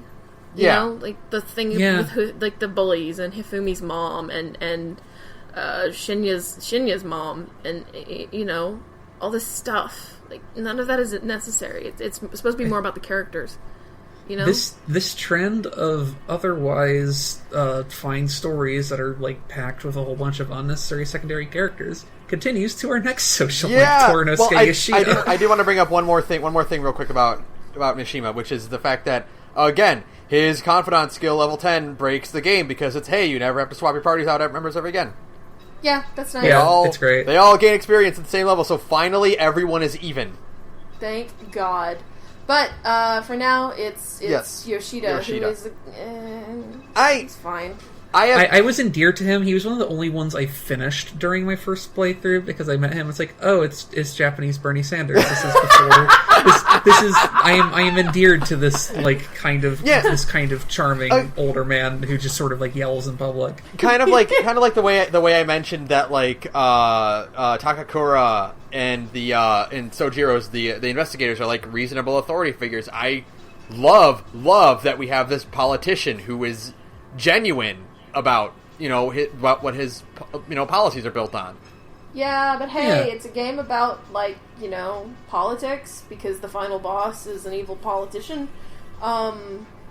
There's no mention of Yoshida anywhere in the main plot, and again, it's a wasted opportunity. It's really weird because he has that in the only thing you actually get is that you get the inverse of that, where there is a hard time limit placed on his social link beyond the actual end of the game because there is a point where where the election happens and you just cannot campaign with him anymore. Yeah. Exactly.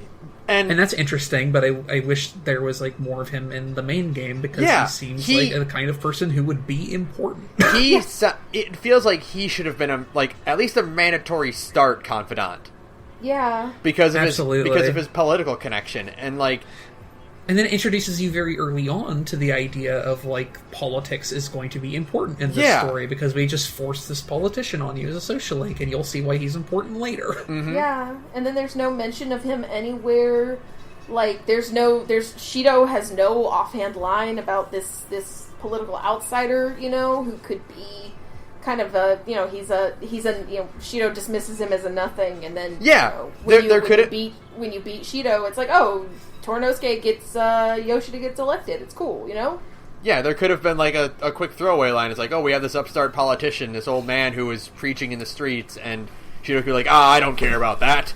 Right, he's a nothing character. He's a nothing. I'm not threatened by him. He's a nobody, and I'm Masayoshi Shido. Blah blah blah. And that would have been, hey, you understand that Yoshida has a life outside of you, and it's incorporated into the plot, and other characters acknowledge that these characters exist, and all of that stuff. I mean, again, otherwise his actual storyline is just kind of whatever. I do like that we have out of the adult side of the confidants is we have a former Yakuza guy, and we have an alcoholic reporter, and we have a creepy spider doctor, and then we just have this nice old grandpa man who just wants to help out the kids, and it's one of these things is not like the other. Oh, getting a little bit cut out. Oh, there we go. Sorry. There we go. Yep. Here we go. I'm good. Yeah.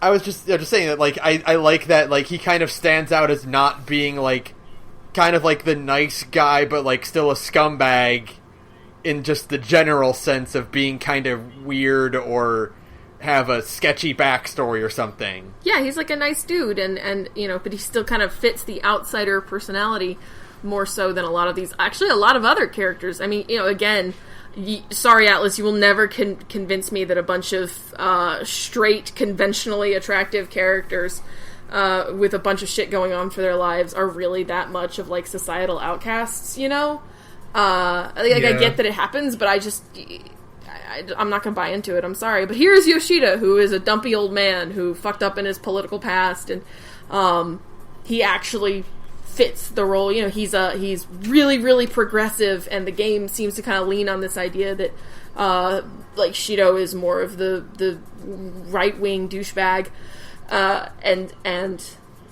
So Yoshida actually fits the bill as an actual political outsider, and so that actually makes him somewhat compelling. What actually struck me as very timely for me for both Shido and Torinosuke, which is that as opposed to specific political things, obviously this is unintentional because this game came out in Japan in 2016. Mm-hmm. Yeah, 2016, and but but it reminds me so much of the 2016 American elections. Yeah! Oh, I know! Where, like, excluding Hillary, who lost, like, the two talk of the town people were Sanders and Trump, who are both very different kinds of populists. Right. And then you get to Shido and Torinosuke, who are both also very different kinds of populists, where you have Shido, who's a very, like, our country has to be strong, blah, blah, blah, nationalist, like, populist, and then you have Torinosuke, who's, like, the children are our future, yada, yada, yada. Yeah. It's a really interesting, like, that's part of what endeared me to him so much, is that it seemed like one of those things that's, like,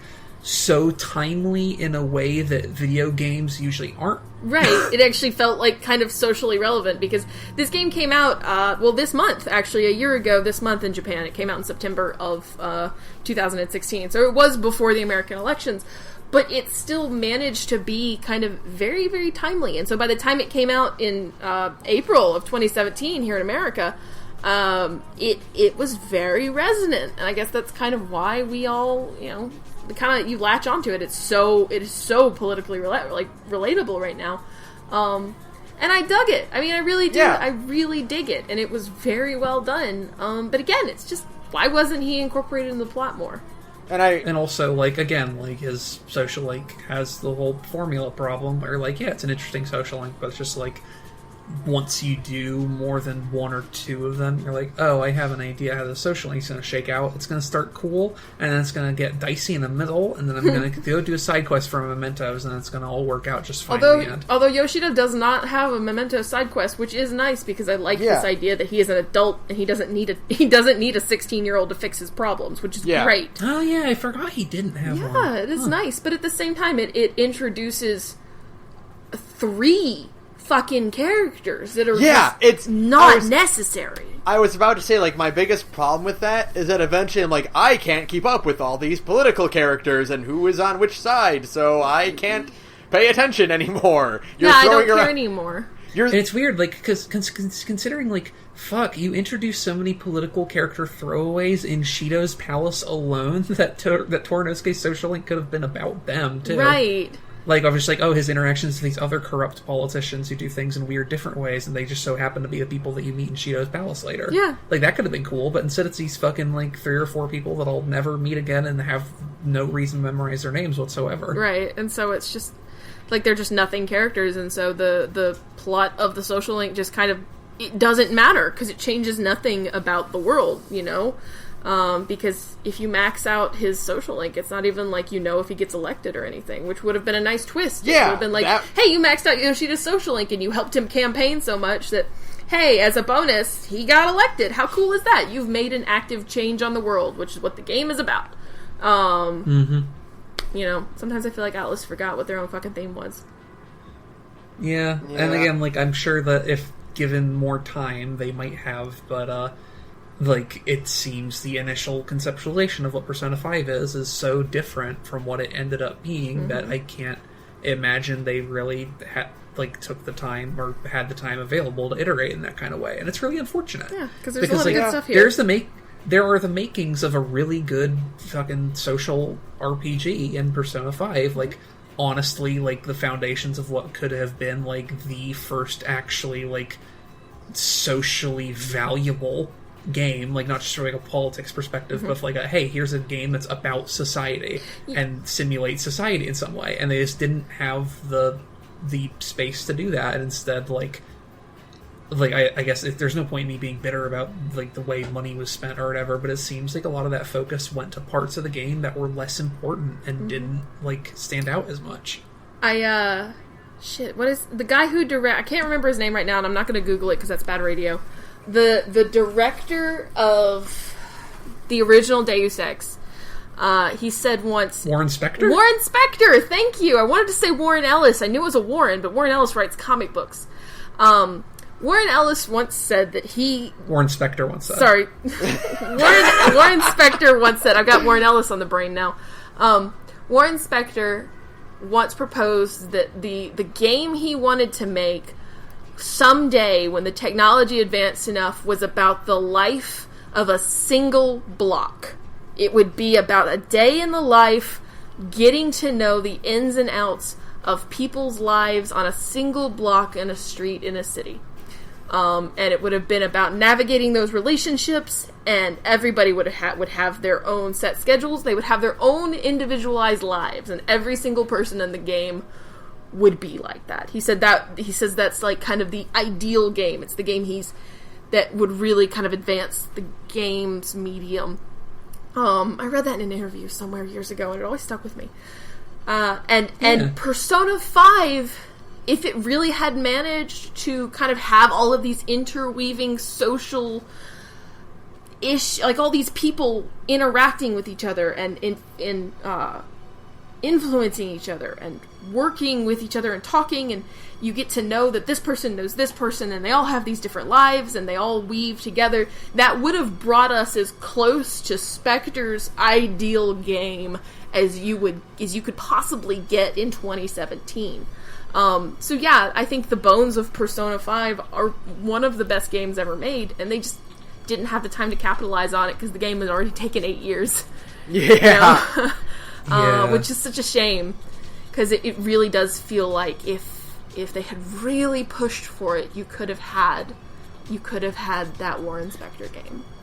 I think, like, this is obviously just, like, scuttlebutt about whatever the future of Persona could be, because also, like, not to jump the gun, but, like, the last social link we have to talk about is Sainijima, who's another plot social link, so there's not really a whole lot to describe there. Like, she's not even a particularly good one, but just, like, to talk about it in general, like, I feel like, in general, part of, like, the problem with Persona games and, like, sort of how they work with the space that they have and, like, the social links they have and trying to make it all tie together is that they're so focused on being these very, very big games with very, very big stakes. And there's, like, I think there is genuinely a place for a Persona 6 that is like, hey, you live in this whatever neighborhood of whatever town, and you know basically everyone who lives there, and there's, like, a localized problem that you can solve, but, like, you solve it within the confines of this, and you don't have to, like, worry about, like, national politics or existential dilemmas or whatever. It's just sort of, like, interacting with people. And I think in some way that's, like, because all the stuff with, like, mementos and the and, like, the existential drama is, like, so much more of a Shin Megami Tensei thing, I believe, than a Persona thing. And I feel like if Persona has already stepped away from SMT as much as it has, that there is room somewhere for there to be a Persona game that's just, like, almost completely grounded in reality. Yeah. I would love that. I would like that a lot. Yeah. I would like that a lot. And I think, and this is why, to kind of go back to what I said at the very beginning of this 2-hour-long monstrosity, I am personally of the belief that Persona 4 is as close to a perfect video game as you're ever going to get. Pretty fucking close. At least the Golden, for sure. The Golden is as close to a perfect video game as you're ever going to get, because it really is. Persona 4 has no plot. It's about people. And it really does, you know, all of the social links feel more connected to just this small town and knowing people and getting to know their lives. Even the weakest of the social links in Persona 4, I like a lot of them more than I like some of the best social links in this game. Which is a weird thing to say, because I do really, really enjoy Persona 5. I do. I feel like I shit talk it a lot, but I enjoy Persona 5. But Persona 4 is basically flawless. I mean, it's as close to perfection as you're going to get in a JRPG. Because it is about, I mean, it's pretty close to what you just said, Saturn. It's a game about a small town where you get to know everybody, and that's it. Yeah, it has some existential shit at the very end of it, for sure, but that's the Megaten part of the series shining through. But even that kind of goes back to the theming of small town getting to know everybody, and how well can you know somebody. And Persona 5 Persona 5 has very lofty themes of societal outcasts and people banding together in the face of an unfeeling world that can't know you. But it kind of stumbles at the finishing line, and a lot of the social links problems are indicative of that.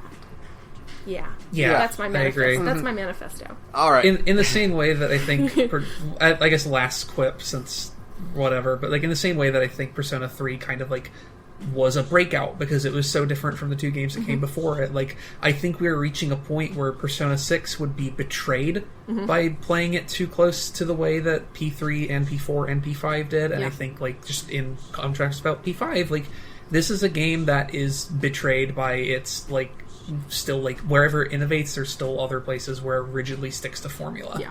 And, like, that formula has become so threadbare at this point that, like, it... like, we everyone in here loved the game, but, like, as you've heard us talk about this in this episode, like, most of these social links aren't anything to write home about, and it's really sad because there's good characters in there, but they're kind of betrayed by the formulas that they're stuck to. Yeah, this game is... The social links in here are very much betrayed by the fact that they have to follow a particular pattern, and it's not necessary, because 4 and 3 prove that they're not necessary to include this quick dungeon crawl bit. You don't need that. It's not important to this, and it doesn't really help. It hinders so many of them, and I get that, it's cool for some of them, but requiring it for almost all of them except for Yoshida is like, well, you're just slowing down progress, and you're kind of anchoring it to this formula that it can't develop away from. Yeah. It makes them less special, which is the thing that sucks to say about Persona 5. Yeah. If it had been, like, if only, like, 2 or 3 of the social links had, like, a Mementos quest attached to them, then it would have felt like a kind of special thing. But, as it stands, it's like, oh, everybody has one here. You can see it coming, because here's the character that you'll have to change, you know? Yeah. So, you know, it just kind of stumbles at the block. But, it has like a few really, truly great social links in the form of Sojiro and Kawakami, who are genuinely great social links. Honestly, I might think Kawakami is probably, like, it's one of the best? One of the best in the series, like, yeah, easily. I agree 100%. Absolutely. Because it has a really good emotional thread of teachers and their responsibilities to students, and kind of again helplessness in the face of an unfeeling world that is really strong and communicated very, very well, and a lot of these others just kind of don't. And it's a shame, but I feel like I'm shitting on Persona 5, and I'm not. I really like P5, but I think there was my hot take to and I'll let you all get your hot takes in. I think there was just too much fucking focus on style.